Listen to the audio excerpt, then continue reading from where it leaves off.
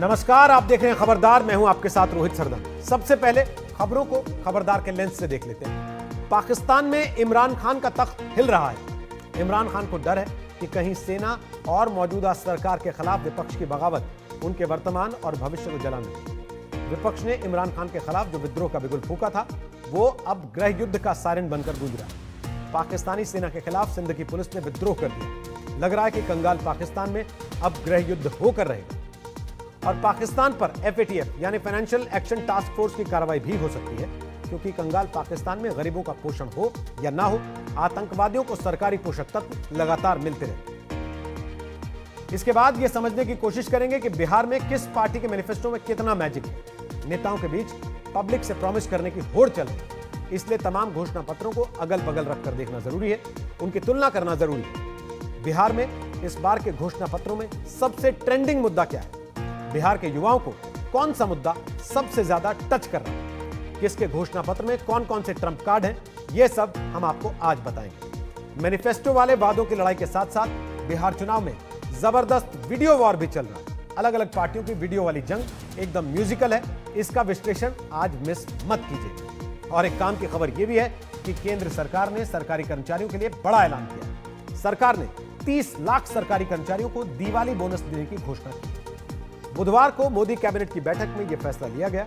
दशहरे से पहले बोनस की पूरी रकम एक किस्त में दे दी जाएगी। इस बोनस पर 3,737 करोड़ रुपए का खर्च आएगा, जिसे कैबिनेट ने हरी झंडी दे दी। यह बात सब जानते हैं कि पाकिस्तान में पाकिस्तानी फौज की इजाजत के बगैर पत्ता भी नहीं हिलता। लेकिन पाकिस्तान में कुछ ऐसा हुआ है जिसने पाकिस्तानी सेना की जड़ें हिला दी। पाकिस्तान की सरकारों को अपने इशारों पर नचाने वाली पाकिस्तानी फौज इमरान खान के इशारों पर ऐसा नाची कि उसी के खिलाफ बगावत हो गई, और बगावत भी ऐसी कि उसका धुआं दूर दूर तक दिखाई दे रहा है।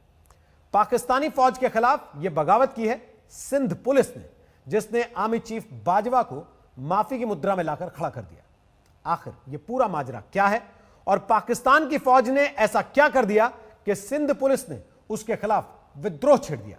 ये रिपोर्ट देखिए, आपको सब कुछ समझ में आ जाएगा। पाकिस्तानी सेना के खिलाफ ये विद्रोह आम जनता का नहीं बल्कि सिंध की पुलिस ने किया है, जिसका बिगुल फूंका सिंध पुलिस के IG मुश्ताक महार ने। जिनके नक्शे कदम पर चलते हुए सिंध के 50 से ज्यादा पुलिस अफसरों ने पाकिस्तानी सेना की कारस्तानी के खिलाफ बगावत का ऐलान कर दिया। आदिल राज साहब दिखाएं स्क्रीन पे ये सारी स्लाइड्स कि Mushtaq Mahar IG Sindh ridiculed and manhandled, mishandled. Saqib Ismail Memon DIG headquarters, Naeem Ahmed Sheikh, captain Asim Khan, Umar Shahid Ahmed DIG CTD Sindh अच्छे अफसर हैं, लेकिन पता नहीं क्या हुआ। जावेद अकबर रियाज, नासिर आफ्ताब, कमर जमान, तौकीर अहमद, साजिद आमिर सादोजई, इमरान यकूब मिनाज, समीउल्लाह सुमरो, इरफान अली सामू, और सब में एक ही लफ्ज है miss handled ridiculed, miss handled ridiculed, miss handled ridiculed, miss handled ridiculed, stressful situation. Pakistan में बगावत की शुरुआत हुई पूर्व प्रधानमंत्री नवाज शरीफ के दामाद कैप्टन सफदर की गिरफ्तारी से। सिंध पुलिस ने आरोप लगाया कि कैप्टन सफदर की गिरफ्तारी के आदेश जारी करवाने के लिए पाकिस्तानी रेंजर्स के जवानों ने सिंध पुलिस चीफ को अगवा कर लिया। न सिर्फ सेना के जवानों ने IG सिंध को जबरदस्ती घर से अगवा किया, बल्कि इसके बाद कैप्टन सफदर की गिरफ्तारी के आदेश पर दस्तखत करने के लिए उनको मजबूर किया। पाकिस्तानी सेना की इस ज्यादती के विरोध में IG सिंध ने अनिश्चित काल के लिए छुट्टी पर जाने का फैसला ले लिया। पाकिस्तानी सेना के खिलाफ सिंध पुलिस ने मोर्चा खोल दिया, जिस पर इमरान खान ने चुप्पी साधी हुई है, लेकिन पूरा पाकिस्तान आग बबूला है। जिस पाकिस्तानी सेना के खिलाफ वहां की सरकार तक बोलने की हिम्मत नहीं जुटा पाती, उस पाकिस्तानी सेना के खिलाफ सिंध की पूरी पुलिस फोर्स ने बगावत कर दी है। पाकिस्तानी सेना पर आरोप है कि उसने इमरान खान के खिलाफ विपक्षी दलों को डराने के लिए कैप्टन सफदर की गिरफ्तारी की। कैप्टन सफदर की गिरफ्तारी से पहले सिंध पुलिस को कोई जानकारी नहीं दी गई, बल्कि कैप्टन सफदर की गिरफ्तारी के आदेश जारी करवाने के लिए सिंध पुलिस के चीफ को अगवा कर लिया। लेकिन पाकिस्तानी सेना को अपनी ये कारस्तानी महंगी पड़ गई। पूरे पाकिस्तान में उनकी थू थू हो रही है और इमरान खान पर एक बार फिर सेना के हाथों की कठपुतली होने के आरोप लग रहे हैं। ब्रश साइड नहीं की जा सकती। ये कोई छिपी बात नहीं कि पाकिस्तान में फौज की इजाजत के बगैर पत्ता भी नहीं हिलता, लेकिन कैप्टन सफदर की गिरफ्तारी के खिलाफ पाकिस्तान में जो महाभारत मची है उसने पाकिस्तानी सेना के कॉन्फिडेंस को हिला डाला है। पाकिस्तान के इतिहास में ऐसा कम होता है जब उसके खिलाफ कोई सरकार जांच कमेटी बिठाने की हिम्मत दिखाए। आर्मी चीफ की शफाफ तहकीकात की यकीन दहानी काम कर गई। आईजी सिंध ने छुट्टी पर जाने का फैसला मौखर कर दिया। मातहत अफसरान को भी 10 दिन तक छुट्टी पर जाने से रोक दिया। आर्मी चीफ का आईजी सिंध को फोन, शफाफ तहकीकात की यकीन दहानी करा दी। कहा पुलिस और सिक्योरिटी इदारों में राब्ते मजीद मुस्तहकम होंगे। इस पूरे मामले में इमरान खान की चुप्पी भी रहस्यमय है, लेकिन पाकिस्तान के army chief Qamar Javed Bajwa back foot पर आ चुके हैं। सिंध पुलिस की बगावत ने उन्हें अपनी ही सेना के खिलाफ जांच के आदेश देने पर मजबूर कर दिया है, जिसके बाद सिंध पुलिस के अधिकारियों ने 10 दिनों के लिए छुट्टी पर जाने का फैसला रद्द कर दिया। लेकिन इस घटना ने पाकिस्तानी सेना के खिलाफ विद्रोह का जो बिगुल बजाया है वो पाकिस्तान में गृह युद्ध की शुरुआत का सायरन बन चुका है। आज तक ब्यूरो। पाकिस्तानी फौज के खिलाफ सिंध पुलिस की बगावत टल तो गई है, लेकिन विद्रोह की जो चिंगारी उठी है उससे बगावत की आग कभी भी दोबारा भड़क सकती है। सोचने वाली बात यह है कि आखिर पाकिस्तानी फौज को नवाज शरीफ के दामाद कैप्टन सफदर को गिरफ्तार करने के लिए सिंध पुलिस के आईजी को अगवा करने की जरूरत क्यों पड़ी? कैप्टन सफदर ने ऐसा कौन सा गुनाह कर दिया था कि उनकी गिरफ्तारी के लिए इमरान खान की सरकार को फौज बुलानी पड़ गई? इन सवालों के जवाब में इमरान खान का वो डर छुपा है जिसका असर उनके सोचने समझने की ताकत पर पड़ने लगा। दरअसल यह पूरा मामला इमरान सरकार के खिलाफ 11 विपक्षी पार्टियों के विद्रोह से जुड़ा है। इस विद्रोह के हाइलाइट्स देखिए, आपको पता चल जाएगा कि हमारे देश के पड़ोस में क्या चल रहा है। एक वक्त था जब इमरान खान ऐसी रैलियों के आयोजक हुआ करते थे, लेकिन अब उनके खिलाफ ही रैलियों में ये हुजूम उमड़ रहा है और ऊपर से विपक्षियों की ऐसी ऐसी बातें और ताने कि अच्छे अच्छों का दिमाग खराब हो जाए। मरियम नवाज ने 18 सितंबर को कराची के जलसे में खुलेआम चुनौती दी थी कि इमरान खान उन्हें गिरफ्तार करके दिखाएं। इस चुनौती से जले भुने इमरान खान इतना सीरियस हो गए कि मरियम नवाज और उनके पति कैप्टन सफदर जलसा खत्म करके होटल पहुंचे ही थे कि पाकिस्तानी फौज ने उनके कमरे पर धावा बोल दिया और कैप्टन सफदर को उठाकर ले गई। कहा सफदर से, मैंने कहा मुझे लगता है हमारे कमरे का कोई दरवाज़ा बजा रहा है। तो उन्होंने जब दरवाज़ा खोला उठकर तो बाहर पुलिस खड़ी थी और उन्होंने कहा कि हम आपको गिरफ्तार करने आए। उन्होंने कहा अच्छा, मैं कपड़े पहन लूँ, कपड़े तब्दील कर लूँ, मैं आपके साथ चलता हूँ। और उन्होंने वो जो सिक्योरिटी लैच होता है दरवाजे का उसको तोड़ा। मैं सो रही थी, मैं बेड में थी, तो उन्होंने कहा मैं अपनी दवाई ले लूँ, मैं आपके साथ चलता हूँ, आप अंदर मत आए। लेकिन वो फिर भी अंदर आ गए। वो अंदर आ गए और सफदर को गिरफ्तार करके ले गए। अब इमरान खान का तो समझ में आता है कि विरोधियों को ताकत दिखाने के लिए ये सब किया, लेकिन पता नहीं पाकिस्तानी फौज ने कैसे इमरान खान के आदेश को इतना सीरियसली ले लिया कि कैप्टन सफदर की गिरफ्तारी के लिए सिंध पुलिस के आईजी को ही अगवा कर लिया। हम कंडेम करते हैं इस ऑपरेशन को जो कैप्टन सफदर को अरेस्ट किया है। जिस कमरे में वो थे उसमें मरियम नवाज साहिबा भी थी। तो आप दरवाजा तोड़ के अगर अंदर घुसेंगे तो आप खुद बताएं कि कौन सा डर खौफ था कि कैप्टन सफदर ने वहां से भाग जाना था। उस होटल में थे ना आप, जो एग्जिट पॉइंट्स थे उसको बड़े आराम से रोक भी सकते थे और बड़े आराम से सुबह को जब कैप्टन सफदर नीचे आते तो उनको अरेस्ट भी कर सकते थे। कैप्टन सफदर कोई सड़क पर चलते आम इंसान तो है नहीं, पूर्व प्रधानमंत्री नवाज शरीफ के दामाद हैं। इमरान खान के खिलाफ विपक्ष की सबसे मजबूत आवाज बन चुकी मरियम नवाज के पति हैं। उन्हें इस तरह कमरे में घुसकर उठा लेना, वो भी बिना तैयारी के, ये कहाँ की समझदारी हुई भला। ये मेरे पास FIR की कॉपी है। वकास अहमद खान मुद्दई हैं और ये डेट्स भी इसमें लिखी हुई हैं। तो ये जो पर्चे दर्ज आप कराते हैं, कभी दहशतगर्दी के, कभी गद्दारी के, तो उनके जो मुद्दई होते हैं वो सारे एक जैसे क्यों होते हैं? जल्दी में ऐसे ही होता है। जल्दी में ऐसे ही होता है। तो वो लोग क्यों होते हैं जिनका अपना इतना लंबा क्रिमिनल रिकॉर्ड होता है? सही तो कह रही हैं मरियम नवाज। पाकिस्तानी फौज को क्या इमरान खान की कुर्सी जाने की चिंता सता रही थी? जो वो इतनी जल्दबाजी में थे और गिरफ्तारी करनी भी थी तो सिंध पुलिस को कह देते। उनके आईजी को अगवा करने की क्या जरूरत थी भला? और ऐसा कौन सा गुनाह कर दिया था कैप्टन सफदर ने जो उन्हें गिरफ्तार करने के लिए फौज उतारनी पड़ गई? कायदे आजम मोहम्मद अली जिन्ना की मजार पर नारे ही तो लगवाए थे। वो तो थाने तक गए और छूटकर वापस भी आ गए। अब बताइए, आर्मी चीफ बाजवा किस किस को जवाब देते फिरेंगे? आप कहते हैं कि मज़ार-ए-कायद के ऊपर नारा लगा। मज़ार-ए-कायद पे जो नारा लगा, वो वीडियोस जो मज़ार-ए-कायद में हुल्लड़बाजी पीटीआई के कारकुनों ने, मेरा ख्याल है कि कोई इमरान खान साहब का कोई दौरा था, वो वीडियो मरियम औरंगजेब के पास है, उन्होंने की, उसको कोई पूछने वाला नहीं है। लेकिन अगर कायदे आज़म के मज़ार पर किसी ने कायदे आज़म का ही बयानिया, कायदे आज़म के ही फरमूदात दोहराए तो वो इतना बड़ा गुनाह बन गया।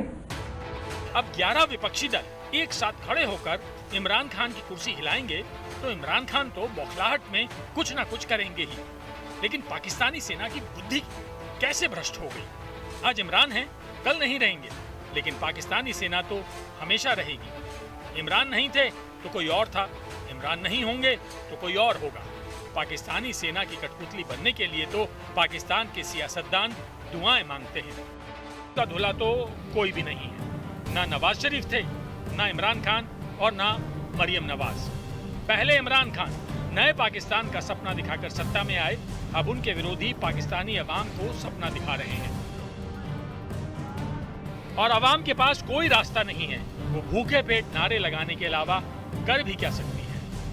आज तक ब्यूरो। कैप्टन सफदर की गिरफ्तारी का आदेश देना इमरान खान की सियासी चाल थी, लेकिन इस चाल में वो खुद भी फंस गए और पाकिस्तानी फौज को भी फंसा दिया। अपने विरोधियों को चुप करवाने के लिए इमरान खान ऐसी घटिया चालें चलने के बजाय पाकिस्तान के हालात सुधारने पर जोर देते तो ये नौबत ना आती। दरअसल इमरान खान को विद्रोहियों के विद्रोह से ज्यादा जनता के बीच अपनी लोकप्रियता घटने का शौक लगा। गैलप इंटरनेशनल की एक सर्वे रिपोर्ट में पाकिस्तान के 53% लोगों ने माना है कि इमरान सरकार देश की अर्थव्यवस्था को संभालने में नाकाम रही है। 23% पाकिस्तानी आवाम ने कहा कि इमरान सरकार में बेरोजगारी सबसे बड़ा मुद्दा है। सर्वे में खुलासा हुआ कि 66% पाकिस्तानी इमरान सरकार के कामकाज से संतुष्ट नहीं है। 59% लोगों ने कहा है कि इमरान सरकार का प्रदर्शन पिछली सरकारों के मुकाबले खराब है। 62% आवाम ने कहा कि इमरान सरकार के दौर में देश सही दिशा में नहीं जा रहा। इस सर्वे में 53% पाकिस्तानियों ने इमरान खान की सरकार में महंगाई को सबसे बड़ी समस्या माना है, जबकि 23% पाकिस्तानियों के लिए बेरोजगारी सबसे बड़ा मुद्दा है। नए पाकिस्तान का वादा करके सत्ता में आए इमरान खान को 2 साल 3 महीने से ज्यादा का वक्त गुजर चुका है, लेकिन पाकिस्तान की कंगाली दूर नहीं हुई बल्कि बढ़ती चली गई। पाकिस्तान पर $100 बिलियन से भी ज्यादा का विदेशी कर्ज है, जो उसकी जीडीपी के 90% के बराबर है। हालत यह हो गई है कि पाकिस्तान में आटे की कीमत 60 से 65 रुपए किलो पहुंच गई है। बाजार में एक रोटी की कीमत 15 से 20 रुपए है। रसोई गैस की सिलेंडर 1500 से 2000 रुपए तक है। पेट्रोल की कीमत 100 रुपए प्रति लीटर से ज्यादा है। यह सिर्फ एक वानगी भर है। लोगों की नाराजगी को हथियार बनाकर पाकिस्तान की 11 बड़ी पार्टियां एकजुट होकर इमरान खान की कुर्सी को हिलाने में जुटी हैं, और इसी बौखलाहट में इमरान खान उल्टे सीधे फैसले कर रहे हैं। वैसे इमरान खान जब पाकिस्तान के पीएम बने थे तो उन्होंने जनता को जो सब्ज बाग दिखाए थे वो अब उजड़ चुके हैं। हालत यह हो गई है कि पूरी दुनिया में पहले से ही मिट्टी में मिल चुकी पाकिस्तान की इज्जत अब कीचड़ में मिल रही है। आज से फाइनेंशियल एक्शन टास्क फोर्स यानी FATF की वर्चुअल बैठक शुरू हो गई है, जो 23 अक्टूबर तक चलेगी। बैठक में यह फैसला लिया जाएगा कि पाकिस्तान इसकी ग्रे लिस्ट में बना रहेगा या फिर ब्लैक लिस्ट कर दिया जाएगा। बैठक में इसकी समीक्षा की जाएगी कि पाकिस्तान आतंकवादियों की फंडिंग और मनी लॉन्ड्रिंग रोकने में कितना कामयाब रहा। लेकिन खबर है कि FATF ने पाकिस्तान को आतंकवाद के खिलाफ 27 पॉइंट्स का जो एक्शन प्लान लागू करने के लिए दिया था, उनमें से 6 पॉइंट्स पर पाकिस्तान पूरी तरह नाकाम रहा।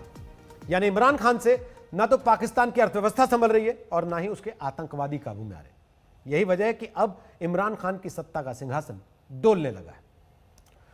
और अभी हम लेंगे एक छोटा सा ब्रेक, लेकिन ब्रेक के बाद बिहार चुनाव के मैनिफेस्टो वाले युद्ध का विश्लेषण करेंगे और आपको बताएंगे कि अलग अलग पार्टियों के मैनिफेस्टो में कितनी हवा है और कितना मैजिक है। आप देखते रहिए खबरदार। बिहार में नीतीश कुमार फिर से मौका मांग रहे हैं। तेजस्वी यादव को लगता है इस बार चांस उनका है। चिराग पासवान भी अपनी जगह बनाने के लिए जोर लगा रहे हैं। बीजेपी अपने नेशनल एजेंडा पर है तो कांग्रेस को रिबूट होने की उम्मीद है। इन्हीं उम्मीदों के बीच बिहार के चुनावी सीजन में वादों की बंपर सेल लगी है। हर नेता बिहार को नए सपने दिखा रहा है। कोई 10 लाख नौकरी की बात कर रहा है तो कोई माता सीता का मंदिर बनाने का वादा कर रहा है। लेकिन इन वादों में यह जानना जरूरी है कि किसके मैनिफेस्टो में कितनी हवा और कितना मैजिक है। अब बाईपास की जगह नहीं मिलेगी तो ऊंचे ऊपर से फ्लाईओवर बनवाएंगे। ये सब काम हम लोगों ने सोच लिया है। हर चीज हम लोग इसी तरह से करेंगे। जितने लोग यहाँ आए हैं, एक आदमी 10-10 वोटों पर करे के बाद 10 लाख रोजगार तो कीजिएगा कि नहीं कीजिएगा? जिताइए। इन 20 दिनों में न सिर्फ बिहार पर बिहारी बस को आप समझें, बल्कि इस बात का भी आप लोग आकलन करें कि पिछले 30 साल क्या जो दूसरे प्रदेशों को मिले वैसे ही हमारे प्रदेश को मिले। 12 बड़ी स्कीम्स, 12 बड़े निर्णय हम लेकर आए। बिहार करवट ले रहा है, बिहार बदल रहा है। इसीलिए हम सब ने कहा है कि बोले बिहार बदले सरकार।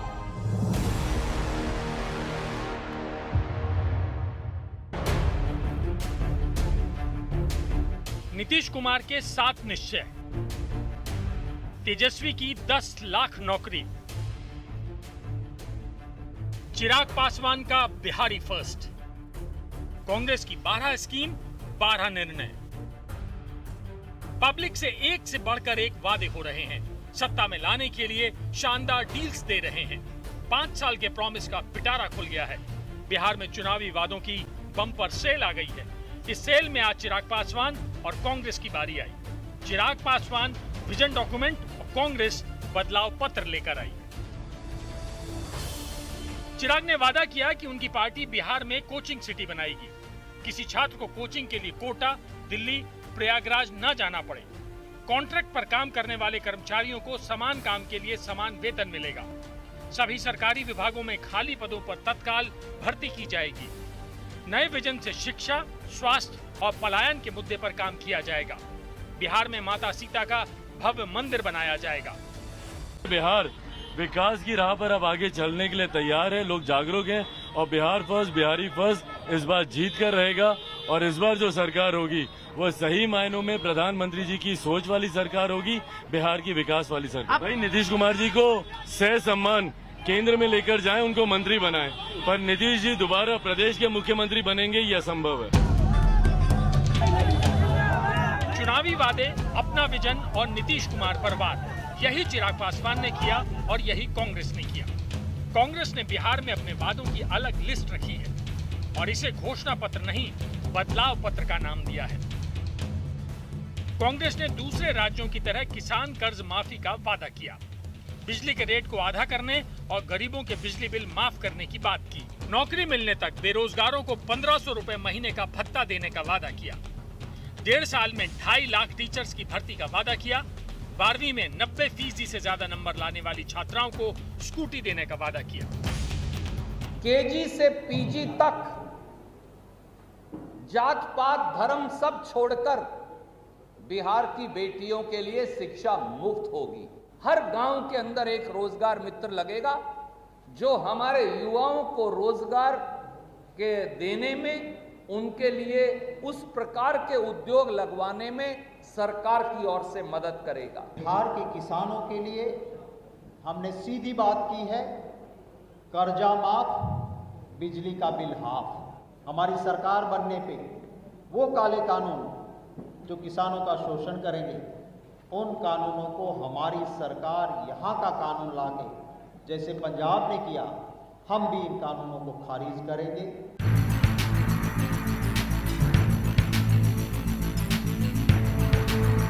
लेकिन बिहार में असली लड़ाई नीतीश कुमार और तेजस्वी की है। नीतीश कुमार के 7 निश्चय ही एक तरह से उनका घोषणा पत्र है। तेजस्वी का महागठबंधन पहले ही 25 सूत्री कार्यक्रम को तय कर चुका है। इसमें सबसे बड़ी टक्कर बेरोजगारी के मुद्दे पर है। नीतीश का वादा है कि स्किल डेवलपमेंट के जरिए रोजगार के मौके बनाएंगे।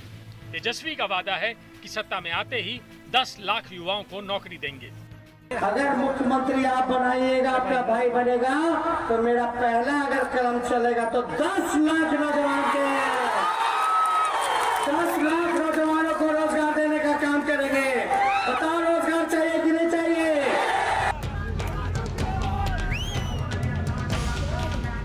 बेरोजगारी और विकास बिहार के लिए बड़ा मुद्दा है। तेजस्वी ने बेरोजगारी का मुद्दा पकड़ा है और इससे युवाओं को अपने पाले में लाने में जुटे हैं। लेकिन नीतीश भी इस मुद्दे की हवा निकालने में जोर लगा रहे हैं और बिहार में नई पारी के लिए नए सपने दिखा रहे हैं। न कोई जानकारी है कि कहाँ होगा। आजकल हम देखते हैं कहता है इतना लोगों को नौकरी दे। अच्छा, तो पैसा आएगा कहाँ से? ऊपर से आएगा? कहाँ से आएगा? कि नकली नोट मिलेगा? ये रेलवे से आएगा? कहां से आएगा? अब खाली कंप्यूटर पर काम करने से काम नहीं होगा।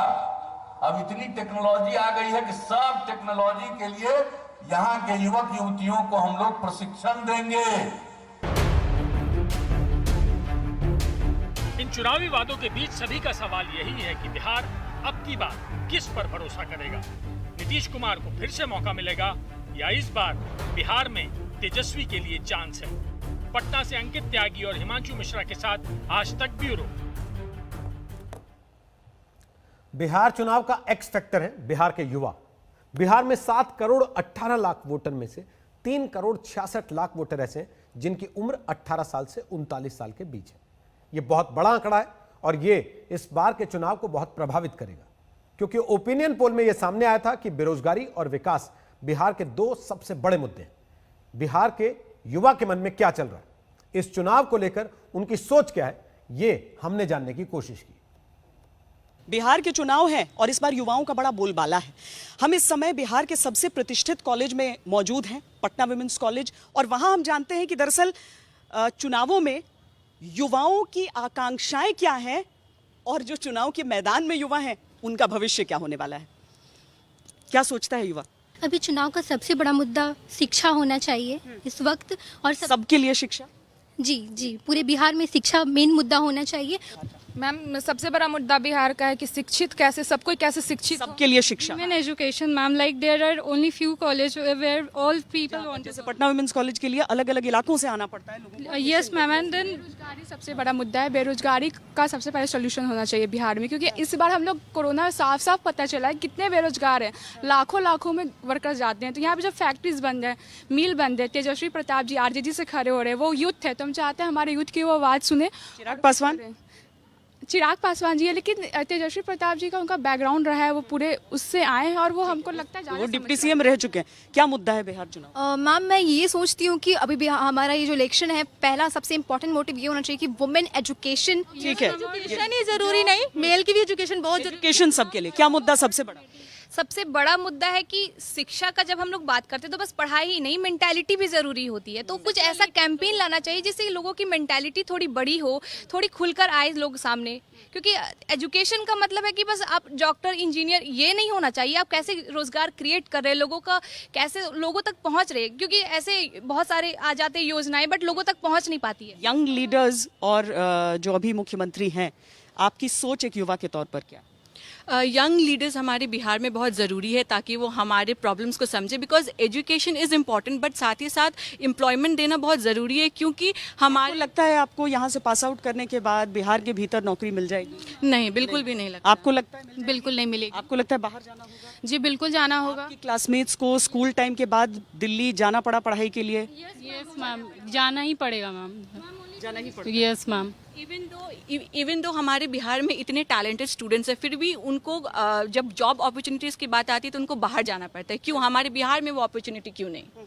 बिहार में वो अपॉर्चुनिटी क्यों नहीं? बिहार में अपॉर्चुनिटी है मैम। एजुकेशन बिहार में अपॉर्चुनिटी जॉब के लिए तो बिल्कुल भी नहीं है, जॉब के लिए बाहर ही जाना पड़ता है। अपॉर्चुनिटी बिल्कुल भी नहीं है। नो मैम, बहुत कम है, हर एक सेक्टर में बहुत कम अपॉर्चुनिटी है मैम। 90% स्टूडेंट जाना चाहते हैं बाहर, अगर नहीं भी चाहते हैं तो फाइनेंशियल प्रॉब्लम रहता है, पर सबको बाहर ही जाने, इवन पढ़ाई करने के लिए कोई भी बिहार के कॉलेज जल्दी प्रेफर नहीं करते हैं। मैम, ऐसा हो रहा है कि हम लोग बिहार के जो स्टूडेंट्स हैं जो पढ़ाई कंप्लीट करने के बाद उन लोग को यहाँ जॉब नहीं मिल पा रहा है, वो बाहर एम्प्लॉयमेंट के लिए जा रहे हैं, शिक्षा के लिए भी बाहर जा रहे हैं और जॉब के लिए भी बाहर जाना पड़ रहा है सबको। तो ये सबसे बड़ी चीज हो जाती है कि जो नालंदा, जहां से सबसे बड़ी यूनिवर्सिटी निकली, चाणक्य जिसको कर्मभूमि अपना बनाकर गए थे, वहां पर युवाओं का अगर एक ही मुद्दा निकल कर आ रहा है कि शिक्षा के लिए हम बाहर क्यों जाएं, शिक्षा के लिए, उच्च शिक्षा के लिए क्यों बाहर जाना पड़ता है और साथ में रोजगार कैसे मिलेगा, तो ये एक बहुत बड़ा सवाल सबके लिए यहाँ पर खड़ा हो जाता है। कैमरा पर्सन सैयद मोहसिन के साथ श्वेता सिंह, पटना, आज तक। चलिए एक छोटा सा ब्रेक ले लेते हैं, लेकिन ब्रेक के बाद लौटेंगे तो बिहार चुनाव का म्यूजिकल वॉर भी आपको दिखाएंगे। आप देखते रहिए खबरदार। नमस्कार, मैं हूं अंजना ओम कश्यप। हमें उम्मीद है ये वीडियो आपको पसंद आया होगा। लेटेस्ट खबरों के लिए यूं ही देखते रहिए आज तक, और इस वीडियो के पसंद आने पर लाइक, शेयर एंड सब्सक्राइब करना ना भूलें।